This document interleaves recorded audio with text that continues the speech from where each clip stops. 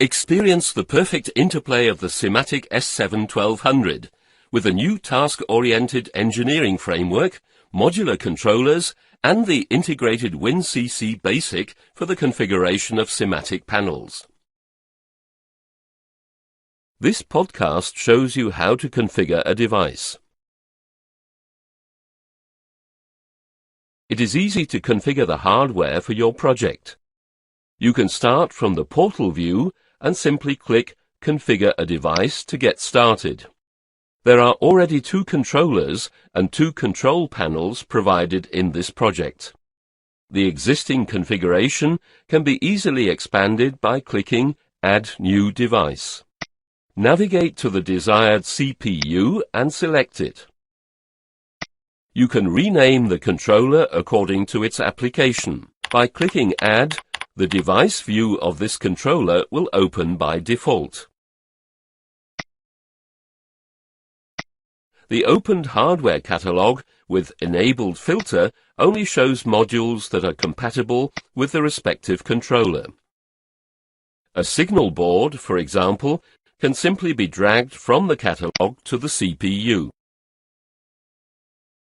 The workspace additionally offers space for non-connected modules. Modules can be directly dragged to the module file system and can be configured there. This enables fast access for further reusability. The module file system is stored together with the modules in the project. A digital input-output module and an analog input module is inserted in the module file system. The advantage of the module file system is that you only have to store and configure the right module once. In this case, the first 2 channels for the analog module are set to current measurement, and the next 2 channels to voltage measurement. Subsequently, you copy the module several times into the rack, or you store it in the file system for device variants you may need later.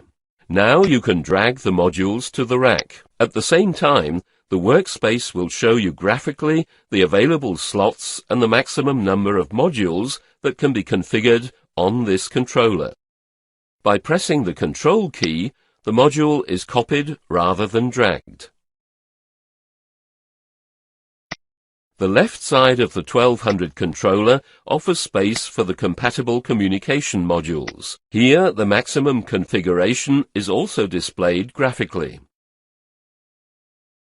From the device view, you can easily view and modify the properties of the configured controller and its modules. For example, you can enable use of the system memory byte or set up the transmit and receive message configuration for a communication module. The network view shows you all the devices and their interconnection in the current project. New devices can easily be added by drag and drop. You can graphically link the 2 devices. This automatically creates a network connection.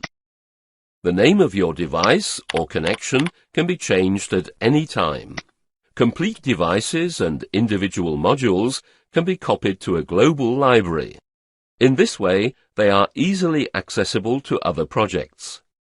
A multitude of functions support you efficiently in the device view and network view when you are configuring the project.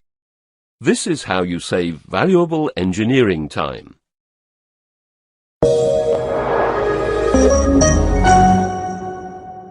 Additional information is provided on our website.